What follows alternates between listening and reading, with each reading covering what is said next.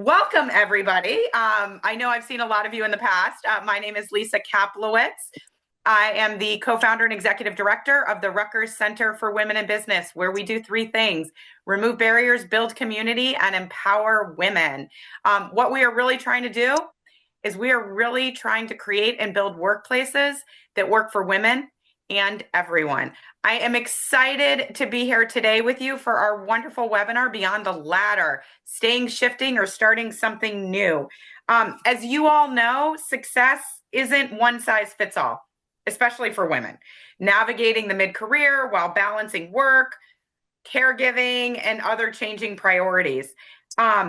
We wanted to have a really candid and empowering webinar that explores what it really means to ask, what's next for me?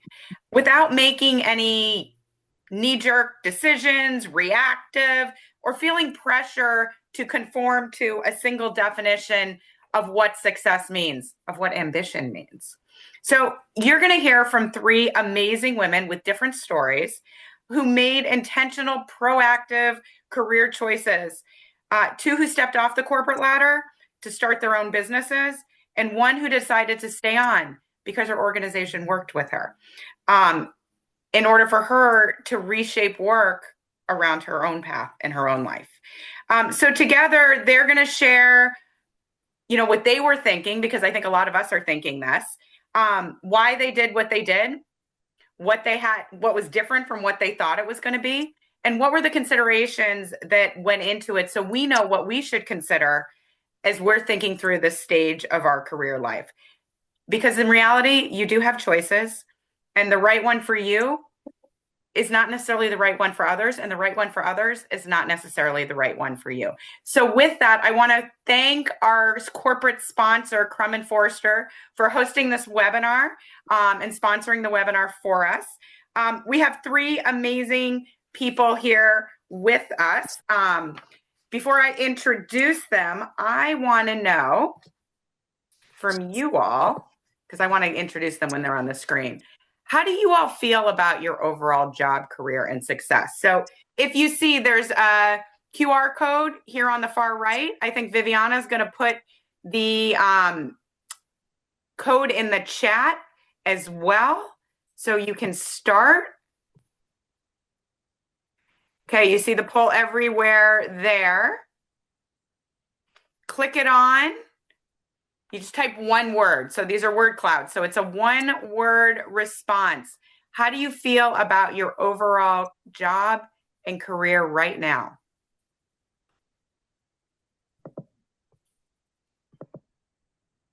Okay, I'm starting to see some words. Limited, good, happy. Oh, I love positivity. Dead. Ooh, that's not very positive. Stuck. Satisfied. Satisfied and stuck. Oh no, and they're getting worse. Stuck, unfulfilled, limited, at a crossroads. Some of you are confident. Some of you are content. Some of you are satisfied. But I'm seeing a lot of stuck, which we hear a lot. We hear that's really common. Thank you all for sharing. I think this is really helpful. I'm trying to see if it changes really quickly. We do have some positive, content, good, satisfied, but stuck seems to be really stuck in the middle. So with that, I'm going to turn it over to and introduce our panelists. So the first I have on my screen is Arlene Palladino. She is the Chief Financial Officer of Crum & Forster. She manages the company's financial strategy and operations, including all aspects of planning, budgeting, and reporting. In addition to the financial function, she also oversees cybersecurity, IT governance, compliance, procurement, real estate, and facilities, very common for a CFO.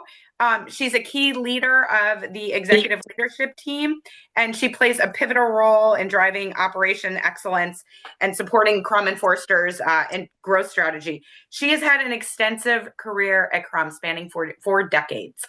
And so I'm going to let her talk about that when we get to all of that here. But I think that's really critical and important because it gives us perspective as well.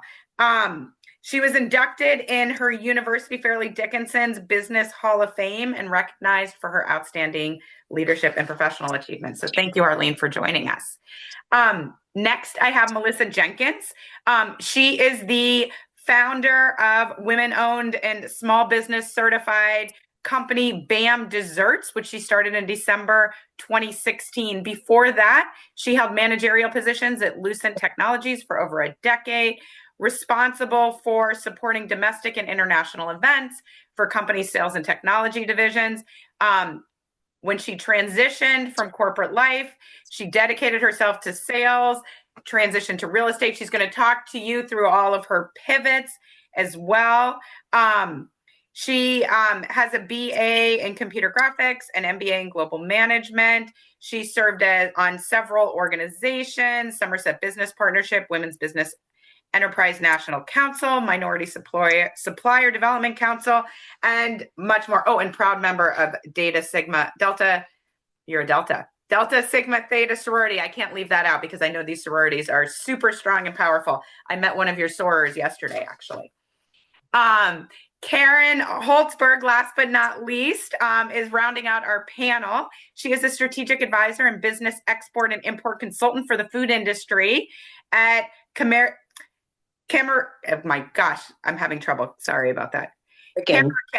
Did I say that right? Yes. International, which is a subsidiary of Gellert Global Group. She was formerly CEO and founder of KH International, which was a global leader in frozen and processed food procurement for the food industry, with offices around the country and the globe. She's also going to talk to us about the entire life cycle of a startup, from founding to growing to selling as well, which is really interesting. She is a graduate of Goucher College and has her master's in community health from Rollins. So welcome, folks. We saw on that word cloud, some folks are content and happy, but a lot of people are just really stuck. So as we're thinking about jumping off this corporate ladder, do we or don't we? Should I stay or should I go? Let's talk through your initial decision making. Was there an inflection point? Were you listening to books or podcasts? Did you go through some sort of framework? Melissa, you've pivoted a couple times. I'd love to start with you. Can you talk through your career pivots? Why'd you leave Lucent, go into real estate, start your own business? Yes. And what were you thinking of? More than just the actions of what happened, what was going through your mind so our community can really understand? Yes. Hello, everyone, and thank you for letting me be a part of this panel. When I was with Lucent Technologies, I traveled. It was great. During that time, when I decided to make a decision was when we got acquired. And that's when I felt like the business was changing. I felt like I was losing control. I saw people that I worked with for many years lose their jobs, and that really was playing on my psyche. And then I started getting stressed, and I just felt like it was headaches all the time, and it was playing on my mental health and physical health. So I wanted to transition. I was ready. I gave them 6-month notice, like I'm leaving. They didn't believe me. When I left when they wanted me to be a part of a leadership program to move up in the company. And I was like, I don't want to do this. So during that time, I had got my real estate license, and I wasn't planning on going to real estate. And then I got married, and I talked to my husband about it, and he was so supportive. He said, you know what, if you want to leave, I can see it's taking a toll on you, do it. Well, when I went into real estate, everything was great until 2008. I left my job like a month before the market fell apart in real estate. So I was like, what am I going to do? And that was a blessing in disguise, actually, because when I started in real estate, short sales became a thing. I really had to hustle and grind. And it really helped me fast forward into when I started BAM Desserts. When I started BAM Desserts in 2016, we pivoted, and then COVID hit. So I had to pivot again. So I learned to pivot, but through my decisions of making these pivots, I felt that when I made the decision, one, I wanted to make sure I had the support, financial support, mentally ready, and ready for change. Because you never know, like you can go into it thinking one thing, and then all of a sudden things out of your control can take over and make changes. And then you're sitting there like, all right, I committed to this. I got to just move forward and make it happen. So that's the short story of it. Uh, Did you have any books or frameworks or Not at all. I listened to some inspirational leaders along the way. I did read some books, but a lot of times I have to admit I'm not a big book reader, but I'll listen to messages, audio, just encouragement. And I think that's, and seeing how other people transition into their new space. Again, everyone's journey is different, but I think when you know it's time to move along or expand where you are. absolutely? Karen, talk to us about, starting your company, what drove that decision. Um, did you have any counseling outside, any major inflection points or literature you read or podcasts you listened to? Well, those days they didn't have podcasts. Right. Today they're great. We probably wish they had. Um, I have my master's in public health from Emory. Totally irrelevant for what I am doing. And I think that's one of the points that I would like to make, and I'll weave through it. But when I went for an interview for my first job that I worked there for many, many years, a very large company called AJC International out of Atlanta, Georgia, fantastic company. I walked in and said to the interview and said, because I spoke Spanish, and I said, wow, what is this? What's going on here? Those were the days before computers, and there were people on the phone and young and energetic, and they were moving. And I'm like, ooh, I want to work here. So for $13,000 a year, I took a job. And I think that's also something that's really relevant. I mean, today, I don't know what 13,000 then was. That was probably in 85, 83, 82, 1982 or so. But, I looked at it as an opportunity to get in at the front door. So I did, stay there for many years. And then what happened was I had done so well in developing their business that they wanted to move me from one sector to another, which would require that I become much more visible, and I had to answer. Before, I had my own little niche. It was wonderful. Nobody paid attention. Everything was icing on the cake for the company. And then suddenly I would be much more visible, and I'd have to travel a lot. And I had a new baby, and I'm like, this isn't going to work. So I decided to go out on my own. But I went out on my own in something that I was very, very familiar with. And that's why I give Melissa a lot of credit, because she started a business in desserts that had nothing to do with what she had been doing prior. And that's really awesome. I knew the business very well, and I actually left with permission from that employer, AJC, because to take a percentage of the business that they really didn't care about and didn't want. So when I left and started my own business in 1992, with permission from them, I was able to come with a very good piece of business. And so, How did you negotiate that? well, again, Did they not see the opportunity? Because no. that almost was like a gift. Did you have to give them money to? No, but that it was unusual because the type of within AJC, was a huge company, Right. mine was in the category of other. They were doing meat and poultry and seafood. Very big, very, Yeah, very yeah, yeah. profitable. They hired me along with a couple of other people to develop a new piece of business. And I did develop that business, but compared to the massive business they were doing, mine was still in the other category. Yeah. They wanted to move me into the meat and poultry and seafood, and I really did not want to leave my little baby, that I Right. developed. So I took the baby. They allowed me to take the baby. And taking the baby means I had developed a supplier down in South America, taking that supplier and representing that supplier in the United States, which is what I had done at AJC. I took that business. I grew it from nothing, and we were doing quite a bit of business. But for me, as an individual, it was great. So I took it, and that's really how it started. So to answer your question, did I read anything? No. Did I understand the business very well? Yes. So Um, this could be a whole Another conversation, thing that and was Arlene, very I'd love you important to, for but that's going to be different. So sorry, go ahead, Karen. No, but I don't know how long.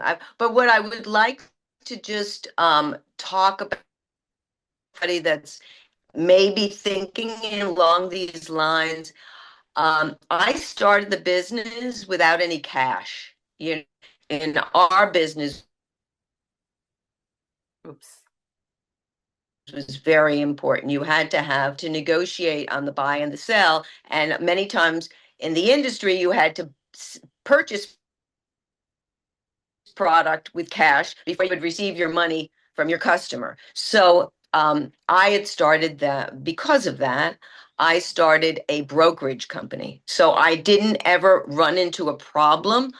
That was my first entree. I never ran into a cash flow problem because I never took possession. Then I switched as the business grew and I had some cash. I was able to switch into actually buying and selling. And that's a whole other story, but we don't have enough time to talk about that now. But so the point in bringing this up for for the panel is to say that when you make a decision, at least for myself, when I made the decision, I really was aware of what kind of cash flow I needed, and that becomes a very big. That was a decision factor that really determined which direction I was going in. Absolutely, Karen. And we're going to talk about what some of those key decisions that we have to make are. And separately, I might have to bring you into my finance class as well, because I think that would be fascinating. Arlene, you made a very different decision because you had some of these same inflection points that Melissa and Karen did, but you stayed. So, can you talk about why, how? So I started at Crum and Forster when I graduated from college. And so I was 21 years old. So I feel like I grew up here and I love the company. And it's probably right now the best company it's ever been. But the reason I stayed was I actually tried to leave. So got married, had two boys. When the boys were 3 and 5, I realized I just wanted to spend more time with them. I had a sitter, a woman who would come to my home every day. She was older, and I thought that, I could just work around, if I could just work around their school schedule, that would be ideal. Crow and Forster didn't have any part-time positions or reduced hour positions back then. So at that point in my career, I had gone through a number of different financial operational, and even some IT roles.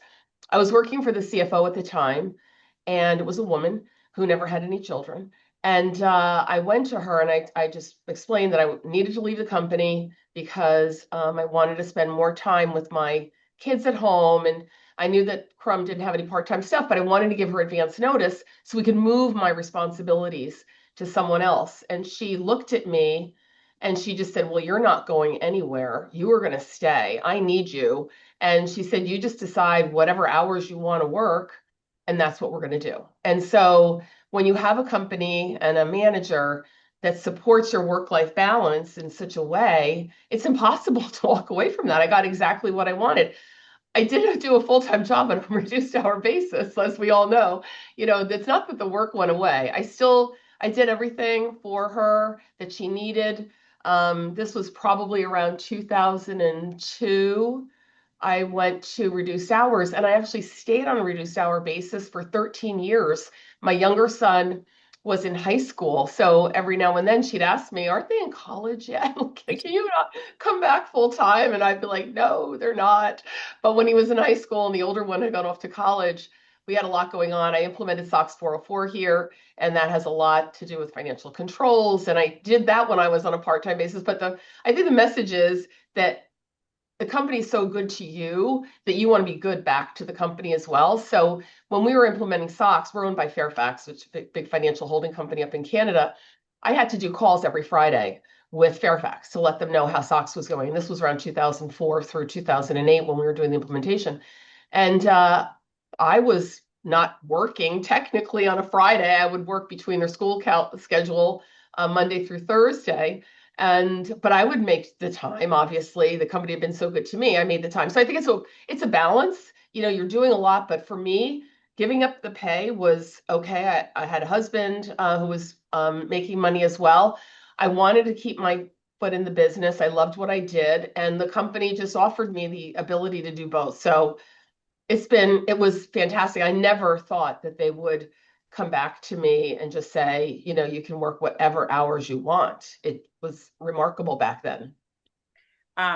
It's amazing. Like I love hearing stories like that. And a lot of times that has to deal with having a sponsor, right? Somebody who believes in you, maybe even more than you believe in yourself. And for those managers and leaders that are on this call, I think that's definitely something to role model and take note of. Now, the grass may be greener, but it might not be. So I want to talk for a second about the reality. You pivot, you start your own thing. Karen, I want to start with you. When you took this business, which again is a great case study that a company gave up a division of their company and then you were able to build this, grow this, and sell it. But what did that mean from an time standpoint, hours, flexibility? What are some of the trade-offs you made? You talked about capital and money needs, and you figured out an intervention, so you didn't need to raise capital in the beginning. But what was the reality when you were building this company? Well, the reality was from a time standpoint, as those who work, well, we all work 120%. I mean, I don't think but you work 120%.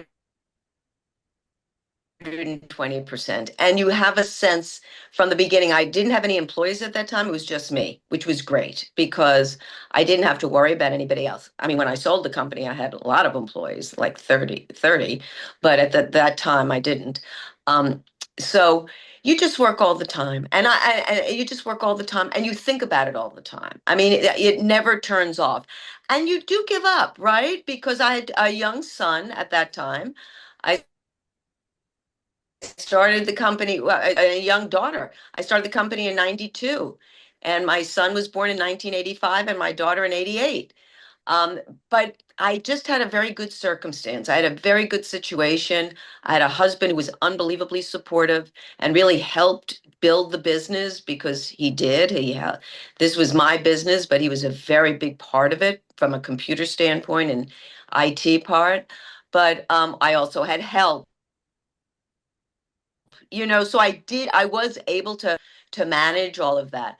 But answering the question, yeah, you're on all the time. And I work from home. I didn't have an office. But I'm very, very good at not mixing things. I was very focused, sometimes too focused. And it was always a running joke in the house because I would pick up the kids from school. I would, because their school was very close, and I would go to the sporting events. And at the sporting events, I was always the mother that was on the phone on the other side of the field because I was too busy to be sitting there watching. I mean, that's what really happened. But I was always there. Right. So, and the joke matter also was, oh, she had burned chicken because I forgot that I put the chicken in and then I was on a call and it burnt. It was like a running joke in the family. But it's okay because they saw a parent, in my opinion, they saw a parent that, I was frenetic. That's the personality, but they also saw that things got done, and nothing has to be perfect. That was the other thing, I think. And I will end by saying, I think it depends on the kind of person you are, right? Because the first grade teacher in my son's class, who I ended up being very good friends with, she said to me, and again, this is a testament to me, and not necessarily the best way, because she said to me, it's a good thing you work, because some people like myself, I may be one of those people that was so overly involved in my kid's life that I may not have been able to give them that independence that they ultimately did have. And so I was there all the time, but I really did have a good boundary of letting them be who they were because I was so busy doing my own thing. Yeah, I love that. What about you, Melissa? And Saprit just asked a question as well, so would love to weave it in. How did you, what kept you from just throwing your hands up and being like, I'm done with this? Every day I have that discussion. And it's the reality of I can't, I won't. I built a great staff, but it was, I think the first time, especially with building BAM Desserts, when I started What the is company. BAM Desserts? Can you just for a Oh second? Because yes, maybe absolutely. So we do customized local desserts for companies and corporations as well as visual individuals. So we're a peanut free facility. We do vegan, um, um, gluten conscious, eggless cakes, cupcakes, logo cookies. So we do a lot of dessert items. We start at 12 pieces. We can do thousands. So that's where it got tricky because when I started the business, I started with two other partners and it was a different company, I would say goal at that time. They stayed with the company for maybe a year and they walked away from the business. So I was left with now taking on all these responsibilities, payroll, working employees, getting a handbook ready, managing the recipes. And so it became a lot. So I was doing real estate as well as um, managing BAM Desserts, being in the kitchen, doing real estate, showing houses, and then going back and working with my chefs to make sure that we had the orders ready. And I remember my husband had asked me at the time when my partners left, he said, "Hey, do you still want to go forward with this business?" And I said, I didn't give it all. I didn't give it my all. So I said, you know what? Yeah, let's do it, not knowing that everything was just going to start changing. And this was before, COVID happened. This was before prices went up on ingredients. This is before staffing issues. This is before. So, if I would have known everything, I probably still would have said yes. But you just don't know what you don't know. But I wanted to make sure that I did give the company my all. And I have to admit, I have some great staff that support us. I have people that come in and support us when we have these big orders. Because sometimes we'll get an order for 1,000 pieces and it's like, all right, you got a week to fulfill this. And it does. Like some days I'm sitting there like, I am so done and over it. And then some days I'm like, this is great. This is amazing. So I feel like I have those days where it's like you just don't know what's going to happen, and I prepare myself as much as I can. It's been a journey, it really has, especially in over the last year dealing with staffing, trying to get people in, and the consistency. And I see other businesses, food businesses in particular, um, they're closing doors. People that I know, they're selling their business, and it's always hard to see. And they're not selling a business because they want to sell it at a great time. They're selling a business because it's challenging. Um, and so I say to people who want to start the business, like really, especially in the food industry, it's changed since I started the business. It's changed a lot. Going into it, you really have to be creative. You got to be on social media. You have to have a network of being in organizations.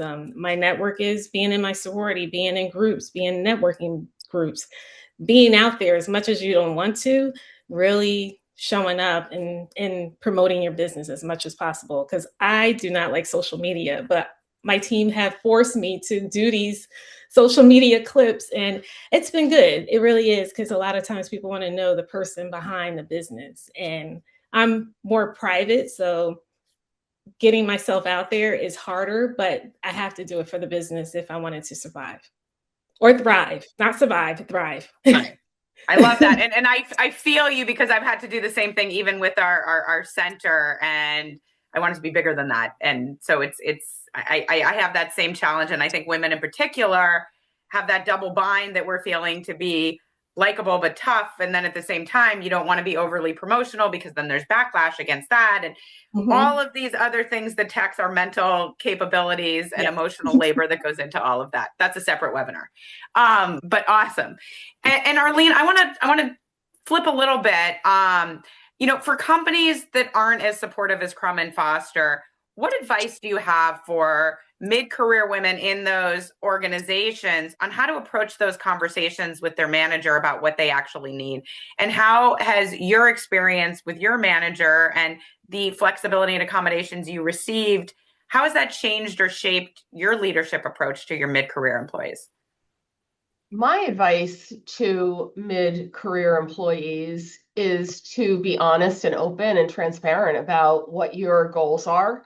I feel like if you're not happy, you feel stuck in a job, you need to prioritize you and you need to make sure that you do what's important for you to be happy and to thrive and to do what you want to do. So if that means if the company is just an organization that's not going to support your personal growth and development, your professional growth and development, I'd encourage you to look elsewhere because there are good companies out there. There are, Crum and Forster has been around for over 200 years, incredibly. I've been here for a good amount of that, but the over the last 10, 15 years, it's really been pivotal in our change here because we have a CEO that came in 2014, late 2014. He started effective 2015, and it's a tone at the top type of a thing. And if you don't have that tone at the top, he's never going to say everybody has to come into the company 5 days a week, 8 to 5 or whatever. He's never going to say that. And we're unique in that regard. And I think we attract a lot of talent. And it wasn't until COVID hit that we really saw the opportunities that presented themselves outside of the Morristown, New Jersey area where our headquarters is. We did have branch offices across the United States, but they were in pockets of the major cities.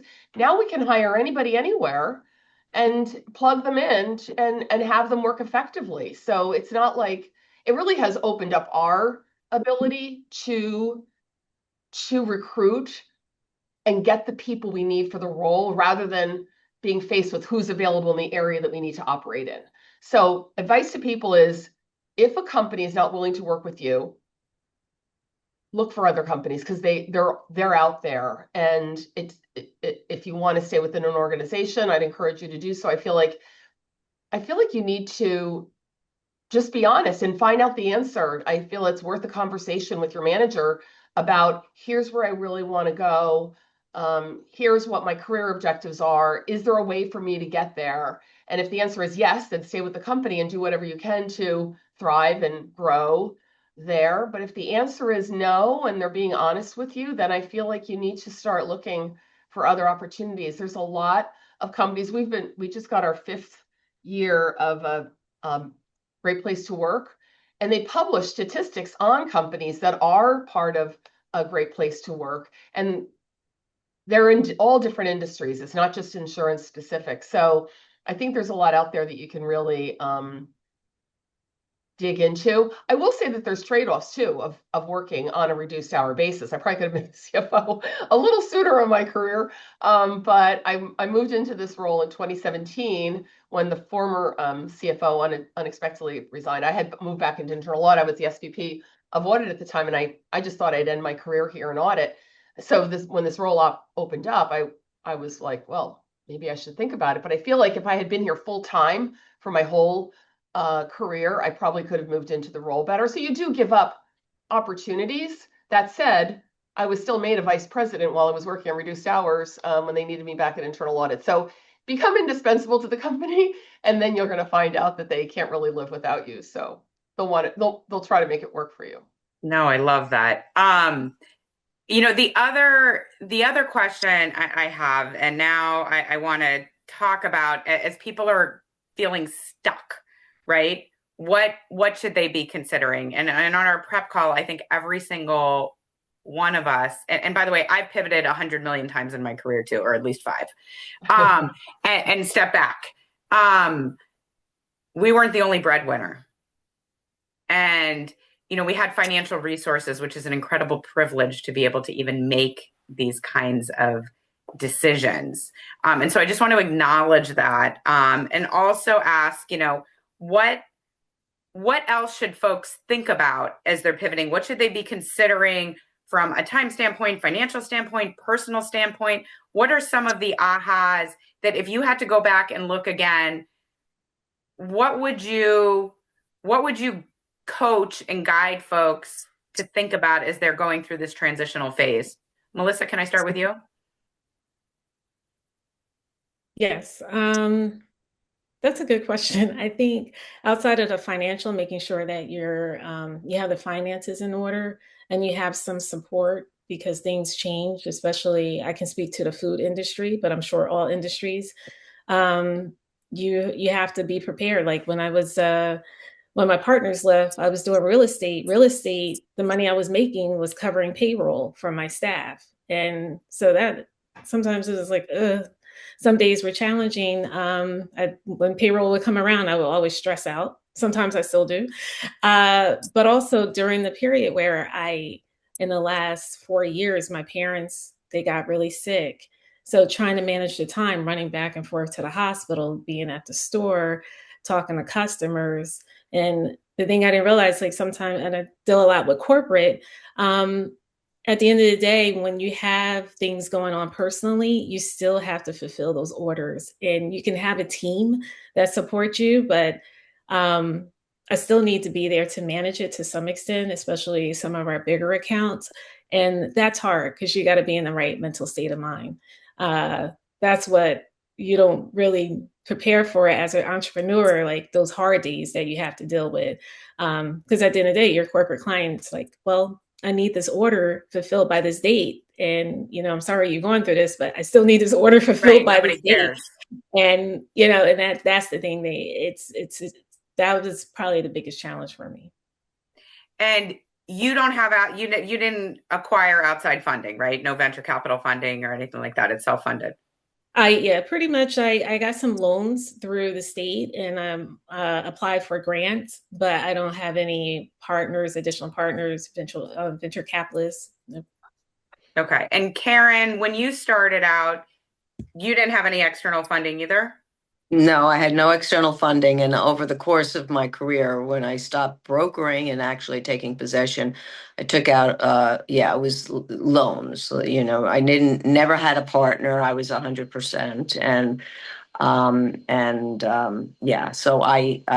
But I did have a lot of financing. I put up our house, as collateral. And so, yeah, it was risky, but I was never worried. I mean, I knew that it would work out because the nature of the business is, so one of the things. But before we get there, I just want to answer Shannon's question for folks starting out. Like it's hard, and venture funding funds less than 3% of women and less than 1% of women of color.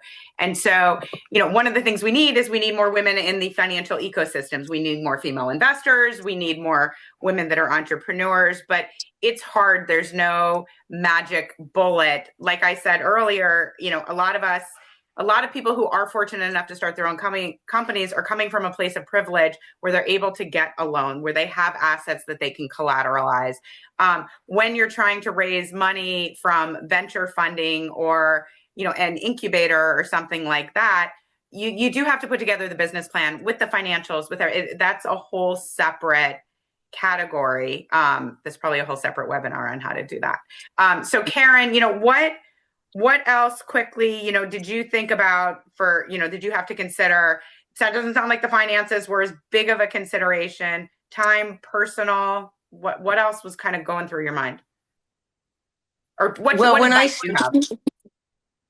see the words stuck and unfulfilled, etc., I think that I think the advice that I would give is to try for anybody, a young person, mid-career, is to really understand what you're good at.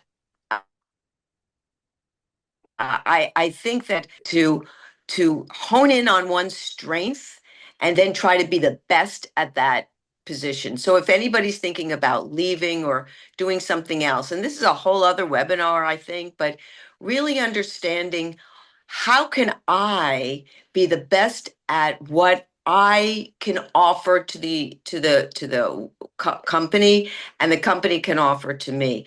Everybody's got strengths and everybody's and to understand what you're really good at. I happen to have gone, and I can't say it was very strategic. Honestly, it sounds like it was, but it wasn't. I happened to have gone into a field that was very appropriate for what I was good at. But that was like luck, honestly. If I had stayed in public health, I don't think I would have ended up doing as well because it was very, whatever. It was just pure luck that I ended up walking into this company and saying, wow, what is this with all this energy and people buying and selling? I'm like, I want to do this. This is fantastic. So that's the thing. The word stuck that you saw, on the board, and unfulfilled, etc. I would suggest that these people, that you women, ask yourselves, is my job taking advantage of my skill set? I think that's a And great. I don't know if you'll be able to ask that. Yeah. Yeah, I think that's a great point. And I think, also women, we did some research on this as well, and we called it maladaptations. And women feel like they need to be perfect. They need to sacrifice to succeed. They need to do it alone. They need to fit into Rise. And they need to have it all to be successful. And so when you combine these all together, they compound upon themselves. And the reality is that you need to get comfortable in the skills that you're good at, but also acknowledge the skills that you're not as good at, which, by the way, you probably don't like. Yeah. I was a CFO. I've never booked a journal entry, nor do I ever want to book a journal entry, nor do I want anything to do with that or tax. And so I always hired a really strong controller because they could do that and I could trust them and rely on them. And then I never had to do that. And then you get to a level where you can't do it because it's a conflict of interest and blah, blah, blah. But, and I see Arlene laughing here. But I think that's great. Great advice, Karen, is know your strengths and then backfill to those things that you don't want to do and aren't as strong at. Arlene, can you close us out as folks are thinking about pivoting again and you didn't? So what are those considerations? And maybe you didn't even think of them because somebody told you what exactly you wanted to do before you even knew it. I think I had a different career experience than a lot of women. When I started at Crum, as I mentioned earlier, I was right out of college. What I didn't know was I was going to be the only woman in the department I was hired into. And I was an internal audit. There were about 30 to 40 guys, depending on the year. And I feel like that gave me this resilience. Like you just had to pay to play. Like we were on the road a lot. We had a very decentralized organization back then. It was no systems existed. It was very manual. So I was on the road a lot, and you just have to be able to speak up and not and have a seat at the table, make your voice heard, all of those things, because that built confidence in me that when I went into other roles, I was able to kind of just be like, all right, I don't know what you're talking about, but I'll figure it out and I'll learn it. I implemented IT systems. I don't know IT, but I was in charge of different releases over these systems. I was more control oriented. So, just back to pivoting and thinking about things, you're really busy when you work on a reduced hour basis. You are super busy. So time is really what you're focused on. I would leave here. Sometimes people would say to me, Arlene, I need to meet with you at 3:00. And I'd say, well, you're going to get in my car then because I'm going to go pick up my boys at school. So, and then you can, get a cab back to the office if you want. And then they'd be like, oh, you know what? It's fine. I can meet with you tomorrow. And then I would fly out of here. I would go down the highway to get the kids. And sometimes they had baseball or soccer or something. So you'd have to run home, get them into their outfits, get them back. Your husband still expected you to make dinner. So you're making dinner. And it was just like, you felt like the day was getting away from you. So when you do work on a reduced hour basis, there's so many benefits that I would never have changed that approach, but you just have to realize that time is an issue and you will feel some days that you just don't have enough hours in the day to get everything done that you need to get done. So, and you will have less money. I mean, I said before my husband worked, it was better for me. I was still the primary breadwinner. So we were going down to a reduced salary for 13 years when I was working on a reduced hour basis. So there are things that you need to forego then because you're just not going to have as much financial ability as you did before. So there's just so many factors that you have to consider as you're making your career choices. Again, I love what Karen said about focusing on what you do well, because then you're never working. You have a job you love and you embrace it. You don't feel stuck or unfulfilled. And if you do, you got to change that, because your psyche is worth more than anything. So a lot of factors to consider. There's not a one size fits all solution, unfortunately, but do what makes you happy, and make sure that you give enough time in all elements of your life to feel that level of fulfillment. I think that is such great advice. And one thing I want to point out that I heard from Arlene, you and Karen, and, I think our generation, our Gen X, boomers, in those generations, there was a different societal expectation. And so, Arlene said you were the primary breadwinner. And it sounds like you were still doing a lot of the unpaid work at home. Yeah. And so that's a lot of what we're trying to tackle. We are living in a time when women have been exiting the workforce in rapid numbers. And it's not because they're not ambitious. We have some research coming out this weekend, actually. It's because of caregiving strain, and it's because of the unequal division of labor at home. And it's because you can't do it all. I had a class from Oprah, and she said once, you can do, that's a whole separate conversation, but she said, you can do it all, you just can't do it all at the same time. And so it's really relying on our support systems, both internally within the organizations and externally as well, and trying to chip away at those societal pressures that if something's not good at home, then that's the woman's fault. And her role is the home and his role is the money. And that's luckily not fast enough, but it is slowly changing. And I think it was another Sharon, you're not too old. So I'm in my 50s. I pivoted about 10 years ago into academia and launched this research center. And so you're not too old if you have ideas and you have creativity and you have passion and you have skills to go forward with that. I want to thank May I just say one thing, please, Lisa, just 2 seconds. Yeah. I recently heard of, I can't say that I read it, but I heard of a book that says Designing Your Life. Oh yeah, I've heard of that too. Or How to Design Your Life, 2 Stanford professors. Yeah. And apparently, everybody on the call could check it out, but apparently they asked 3 important questions. And it's sort of like a how-to. It's like a guide, apparently, again. And so for those that are interested in this, you may want to look at that. Anyway, that's just what it was recently introduced to me. And so yeah, I just wanted to bring that up now. I've heard great things about that book as well. Which is supposed to be amazing. Want to just let you all know our next webinar is Friday, April 10th. Speak Up, Communicating with Confidence and Clarity with Hadi Rimmel and Beth Fitzgerald. So if you want to register, we'll send emails about it later. We will send the recording of this out as well, but scan the QR code here if you want to register for that next one.